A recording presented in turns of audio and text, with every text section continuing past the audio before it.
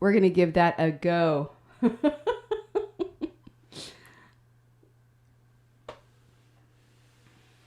Eric Dean.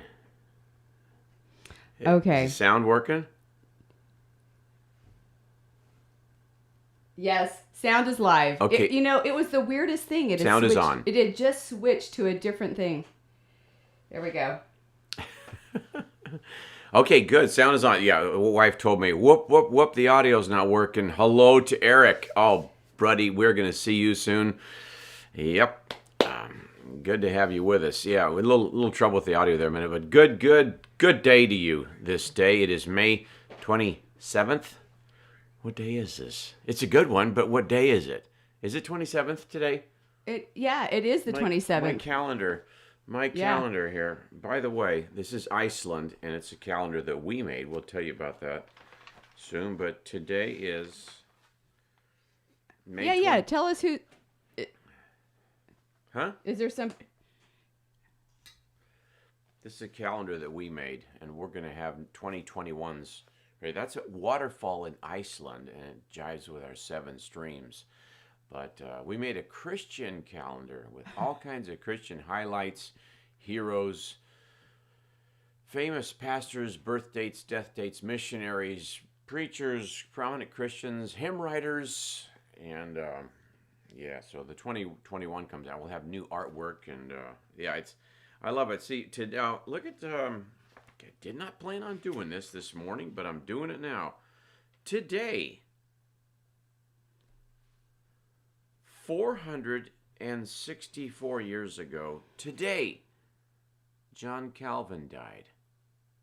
You might think, well, who's John Calvin? Maybe you've heard of Calvinism, maybe you haven't. But John Calvin is his mind, his writings, and he studied Augustine. John Calvin's mind had the most influence on the men who wrote the Constitution. He died 1564. Julia Ward Howe was born today in 1819, 201 years ago. Mine eyes have seen the glory of the come. She's the one that wrote that song, the song that got us through the Civil War. Ralph Carmichael was born today, 93 years ago. Great hymn writer. So yeah, we just tell you the great events every day that pertain to Christendom, and you can just look up these people. And, well, who's that? We'll look them up, and man, what a story! So, yay! But a lot of the Christian highlights of the day are in there, noted every day. But today I want to tell you about. Monday we talked about the booming church in Asia. Yesterday we talked about the distinctions of Christ's Passion, the Last Supper, and the crucifixion and such, and how the 4 Gospels give you the slightly varied story. All of them true, but they all focus on a slightly different thing, but there's some things that they all mentioned. Today we're talking about the booming church in Latin America. A phenomenal thing. Mighty Mike Yates. Oh, yeah, just the best cop on the West Coast. Yeah, he's a cool. He's not a Beverly Hills cop. He lives in different hills. Beverly Hills.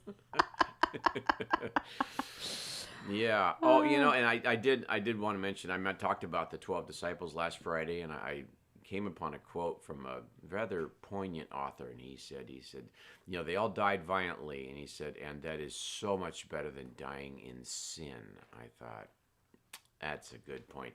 Anyhow, the booming church in Latin America today. We'll talk about Africa's exploding church on Friday, but Latin America today. By the way, there's 630 plus million Bible-believing, full speed ahead Pentecostal Christians in Africa.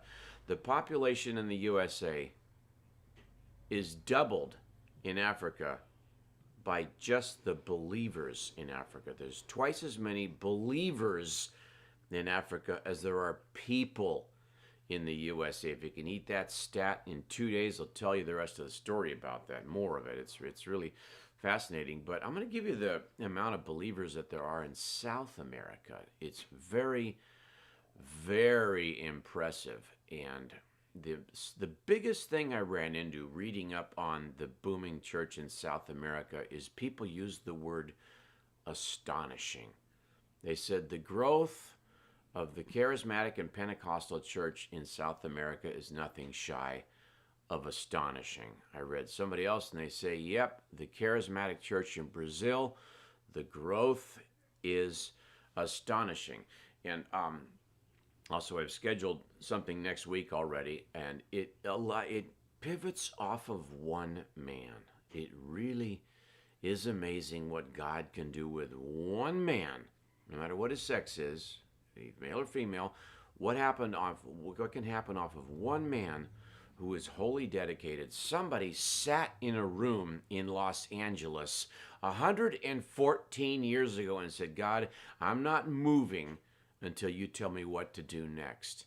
80 days later, the Spirit of God came over him in a magnificent way, and one other that was praying with him, and it changed something that is astounding. There are over 700 million believers multiplied off that one man, sitting in a room praying in Los Angeles in 1906. I'll tell you about William Seymour next week, and we just may do a broadcast on location because we're going to be there in Azusa Street. So, yeah, my wife is saying, technically, how do we do this? But anyhow, but yeah, we're going to be there next week. I just have to get the sound right. Yeah, we just got to get the sound right. How do you do that in downtown Los Angeles? But, my goodness. We'll give it a shot. But in 1906, the Spirit broke out in Los Angeles. Come 1910, 4 years later, things are still going full speed ahead. And they would have such amazing renewals, epiphanies, healing. Sometimes the room would fill with mist, and it was so thick that the children would play tag in the fog indoors and just be giggling and praying. One time, 20 babies, sleeping babies, 20 babies in unison asleep went like this. They lifted up their hands to heaven and got a smile on their face. 20 babies in unison did that. The Lord was in the room. 1910, 4 years into this revival, someone was there. They got touched and filled and directed, and God told them, go spread the word in South America. What happens when someone gets a memo from God and says, let's do this. Let's just do this. All 12 disciples said, let's do this at Pentecost. One man, and the word spread. By the way, just a couple numbers before we give you some vignettes out of South America. There are 1 billion charismatic believers worldwide today. 1 billion. In 1970, just 50 years ago, I was in grammar school, and you could say that 5% of the world was a charismatic believer. Today, 2020, 25% of all the believers in the world are categorically charismatic, Spirit-filled, Bible-believing. Let's do everything we got to do to obey God and get this job done. In Latin America, the Catholic Church is growing. It's still growing. The Pentecostal Church in Latin America is growing 3 times as fast. Somebody took the message to South America about renewed, full amped up, full throttle Christianity 110 years ago. But a great big turn happened when Pastor Cho, the Korean pastor of the largest church in the world, had a crusade in Brazil, and 1.5 million people came to this crusade. I've been to, I'm going to tell you about one of my favorite little chapels. It's the Raider Coliseum in Oakland. It's in Las Vegas now. But I've been to... What's that, dear? What? It does pertain. Oh, my goodness. It does okay, pertain. all right. You see the Raider logo? That's like a thief in the night. See, the Lord's going to come back like a thief in the night? That's the Raider logo. Come My on. goodness. Roll My with me. goodness. But I've been to a few games, and it's just something to be in a stadium where 50,000 something people are in there. Now, if you could take that crowd and times it by 30 times as big. That's how big this crusade was in Brazil. And the Brazilians went, would you look at this? There's a Brazilian of us. There's a Brazilian of them. Yay, Lord. Oh, I gotta love my wife. Yeah. I want to. But this crusade, 1.5 million people, and the Brazilians went, this thing is huge. We are involved in a totally massive movement. And the church in Brazil has grown so big, so fast, so dynamically, that the missionaries that have been working there for much of a century have said, this thing's going on its own. We don't need to be working here anymore. I mean, we grew up with fire in our stove. We had to have a wood burning stove going in our house 9 months out of the year. We were high elevation and it was cold. We had a fire going from September to June. And how long do you hold a match under? Till the kindling's going, till the paper's lit, and the kindling, and finally when the log. Well, after the log is raging, burning, you don't need to hold the match under the log anymore. You stop it already long ago. Well, it's burning. It's on fire. The fire of God. Our God is a consuming fire. The Brazilian church is so big and so booming that we don't need to tend to it anymore. It's going on its own. Brazil is a sending country now. Outside missionaries have kind of all pulled out. We're like, well, it's going. It's a thrilling thing when an indigenous church becomes that vibrant, that New Testament, that Bible believing. And their commitment, Brazil is committed to evangelizing the rest of the world.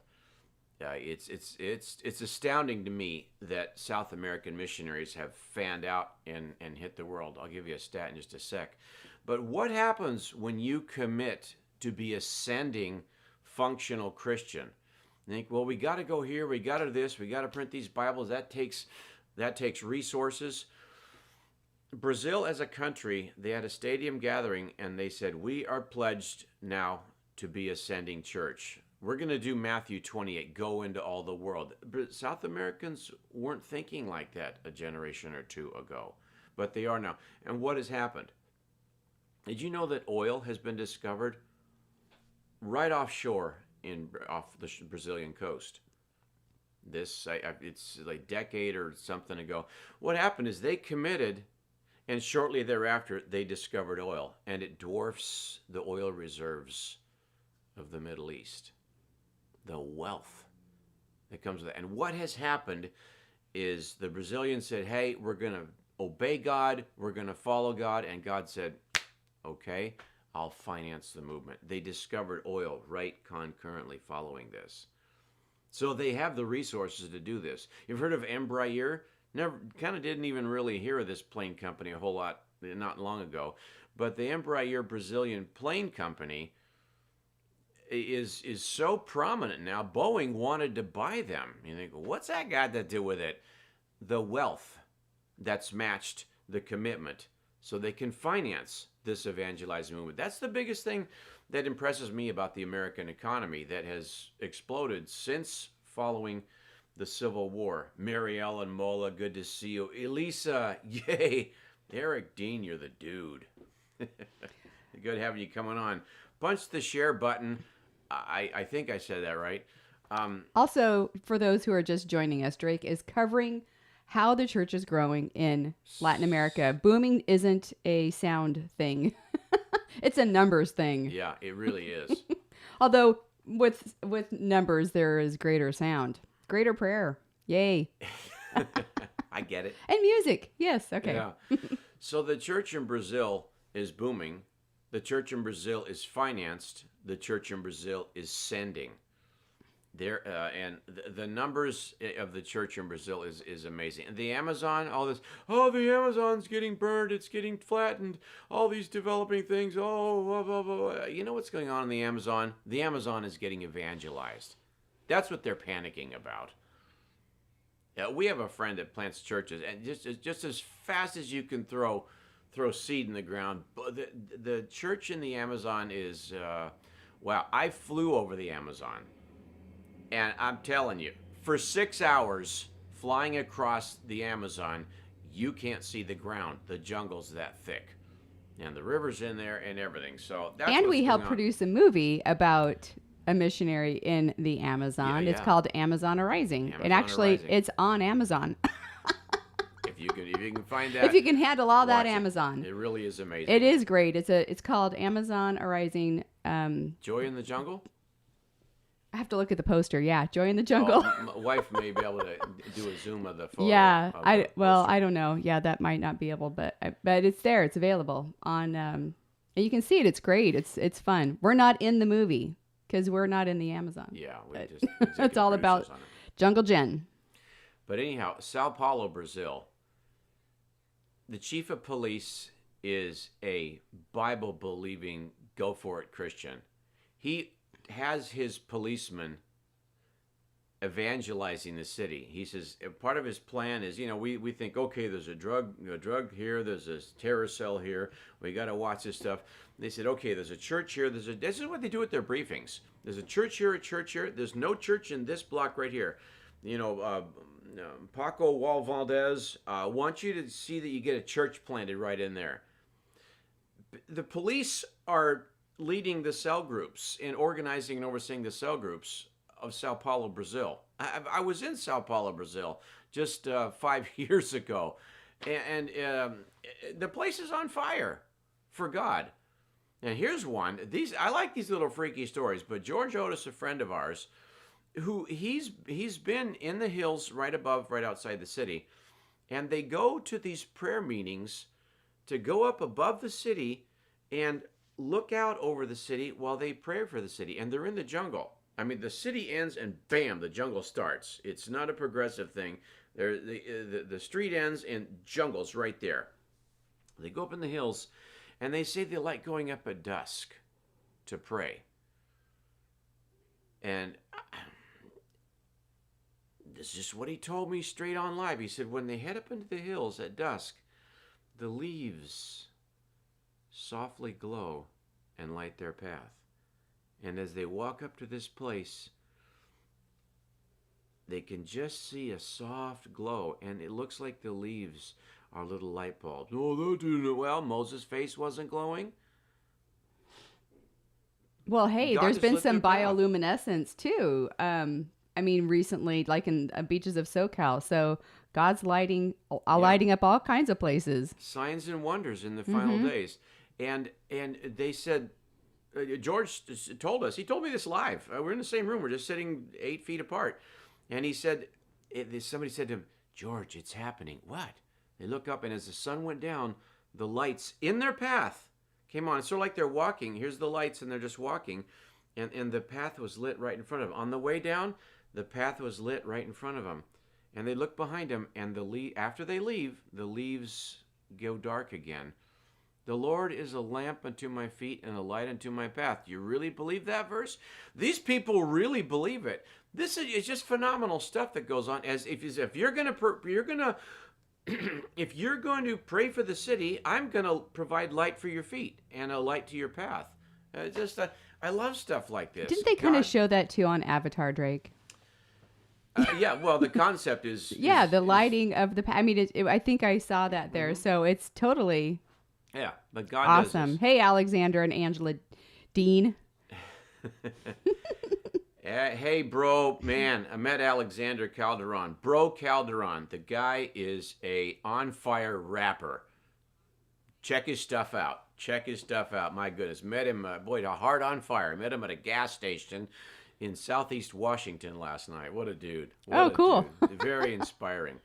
So, but anyhow, in Chile, Yeah, I read this stuff all the time, but I discovered this last night, 50 years after I started reading about Bible stuff. I discovered this last night. There's a church in Chile, and it's Jotabeche.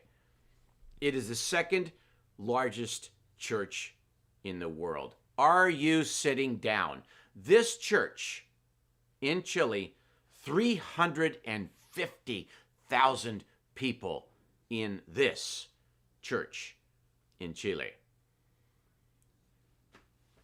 Do you know how many people?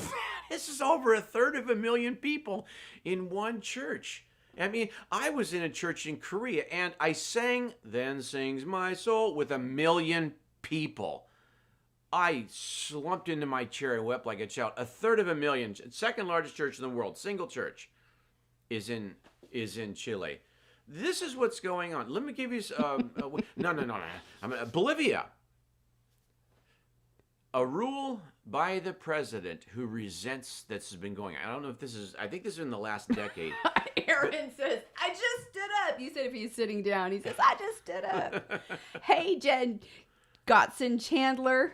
We love you too. Oh, you're beautiful. And it's beautiful. Oh, fun You guys times. share this. This is such good news. Yes, it is good news. I want didn't you know to there was that many people in the church in Chile. Yeah, That's I want cool, you Drake. to know. And this is one church building, one church structure in Chile. That's amazing. 1/3 of a million people. In Bolivia, the president in this last decade has said anybody who's caught evangelizing goes to prison for 8 years. And 2 years ago, he said, forget that rule. What am I going to do? Lock up the whole country? Keep the ball rolling.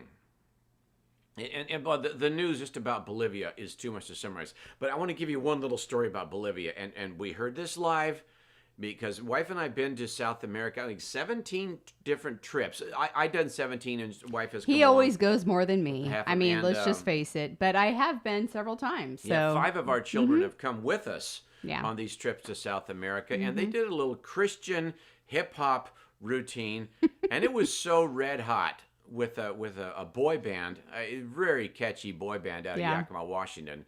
Back in they did a hip hop routine. It was so red hot that they were asked to perform all over Lima. And the television camera showed up, and they put it on national television. they did. It was really cool. Check it out. But anyhow, in Bolivia, I get so excited. Oh my goodness, Drake! It's a good thing you're sitting down. In Bolivia, another tribe has just gotten the Bible in their language. And Ooh. the person who was involved in this, my goodness, big long name. That's okay. But she's It'll come back to you. It's a brother-sister team, but they were involved in this, and they're the ones that translated my healing book into Spanish. Gisela. Yeah, Gisela. You know what healing is in Spanish? It means to be sanitized, to be cleansed. Sanidad. Is it sanidad? And we say sanitation, but it's, I'm sure there's anyhow. other words for healing, but that's one. But she said she was there when these Bibles just arrived, and this tribe and these pastors, and the pastor says, "Oh, I've got to read you." You know, they had the Bible in Spanish and a lot of the tribal language, but this particular tribe, they just got the Bible in their language, and this pastor opens up to John 3. Who's talking to who? Jesus is talking to Nicodemus, a very regal, powerful believer in Jesus' day. And he reads John 3. He says, guys, listen to this in our language. For God so loved the world that he gave his only son. He read John 3 in their local tribal language, and most of the congregation swooned with ecstasy and delight. The pastor said, would you listen to that in our own language? He read it again. For God, he read John 3:16 5 times in the row and can hardly contain himself from weeping and jumping and praising God. This is what's happening in South America, all over.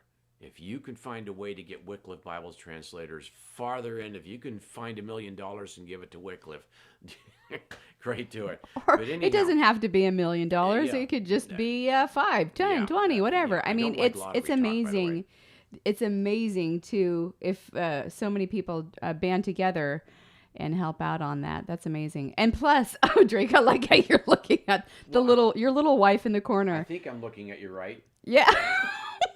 My wife in the room is in another place, She's- but I'm looking at the little. She's so tiny Go in ahead. the What were you saying? corner. You were saying what? No, it's amazing to hear that story, Drake, because we're so used to all the translations of the Bible that we have, and maybe our hearts have grown callous to that. Yeah. But to enjoy that story of hearing somebody hear for the first time in their own language, and it becomes so personal. God truly sent His Son for me. That's awesome. Yeah, it really really is great.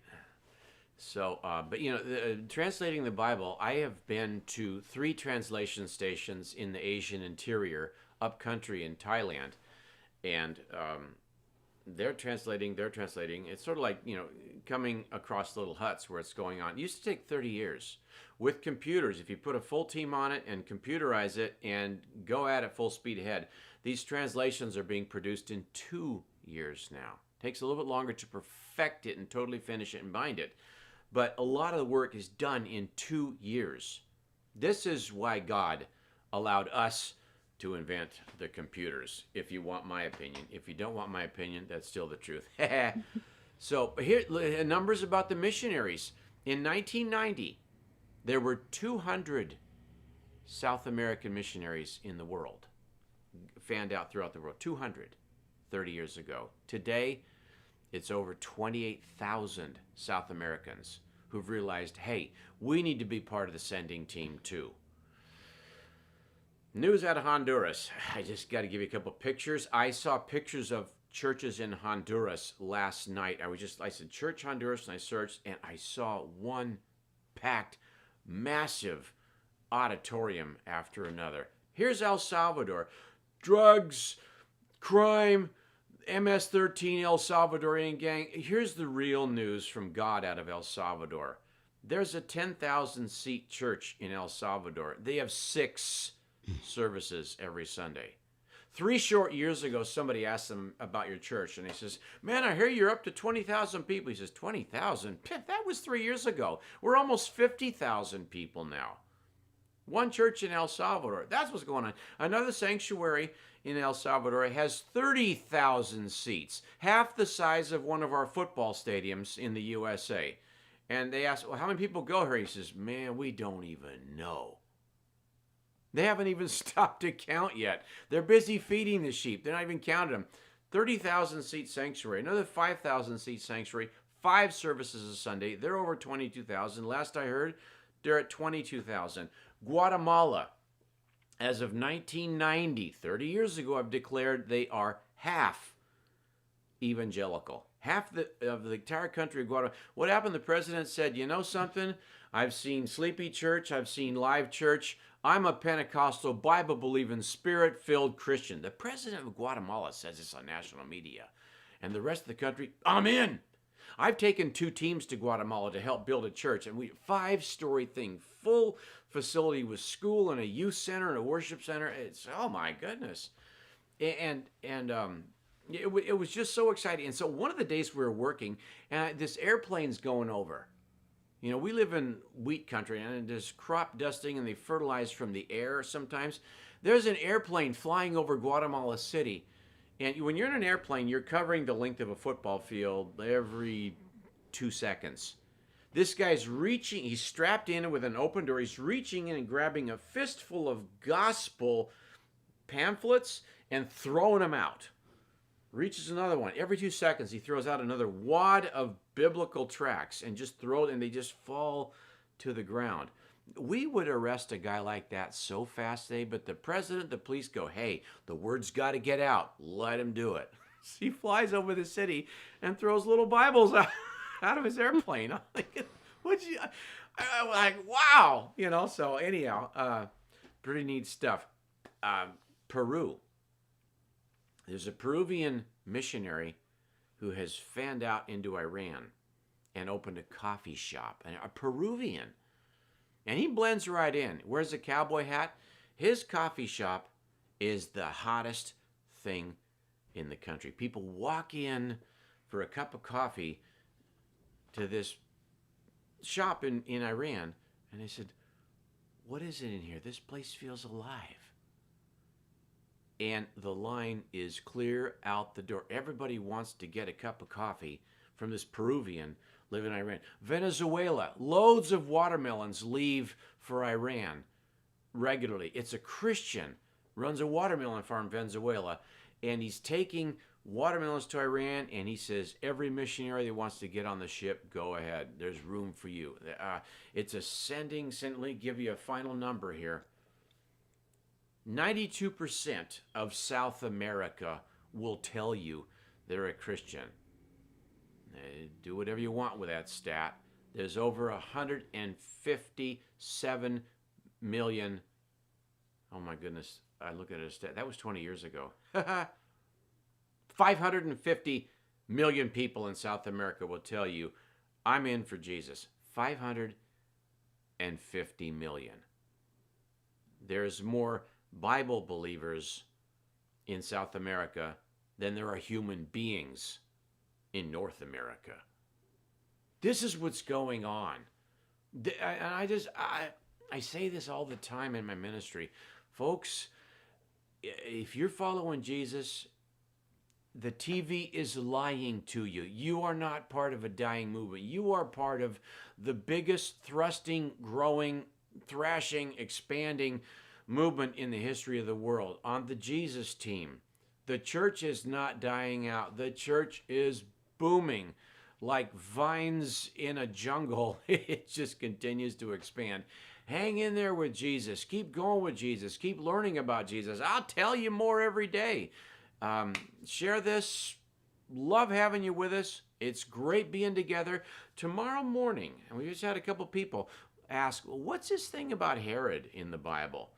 I'll just show you and tell you tomorrow. And Friday, we'll talk about the booming church in Africa. Until then, this is Dr. Drake teaching America. That's who I invite. And we'll see you again. God is with you. The Spirit is upon you for just simply saying, Lord Jesus, guide my steps.